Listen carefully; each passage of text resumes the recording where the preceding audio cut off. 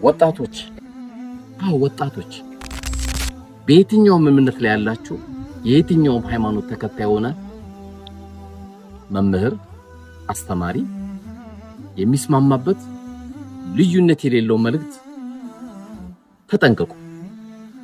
ዓለም ከምንም በላይ ከረሃቡም ከጥማቱም ከተለያዩ ችግሮች በላይ ይሄ ነው የሚያሰጋት።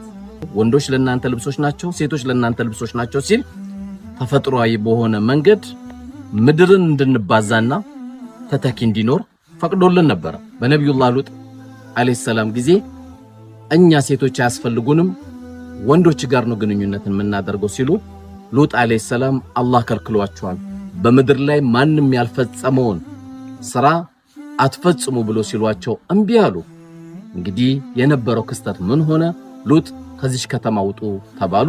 ከዛ በኋላ እንደ ድፎ ዳቦ ወደታች አላህ ገለበጣቸውና እሳት አዘነበባቸው። ታሪክ ሆነው ቀሩ። ምን ነበር ወንጀላቸው? ግብረ ሰዶም ወይም ሊዋጥ ነበር። እንደ ሀገር ማንኛውም መጥፎ ነገር ሁሉ ያሳስበናል። በዚህ አይነት ሂደት ላይ ያሉ ወንዶችን ስናይ እጅግ በጣም መጀመሪያም ልንቀርባቸው አይገባም፣ ልንጠነቀቅ ይገባል።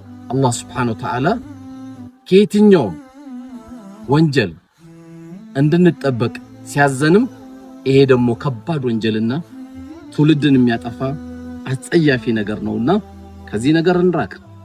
ወጣቶች ሸይጣን ይሄን እድሜ ይፈልገዋል። አላህም ደግሞ ይሄ ያማረውን እድሜ በመልካም እንድናሳልፍ ይፈልጋል። ከዚህ አይነት ቦታ እንዳንቀር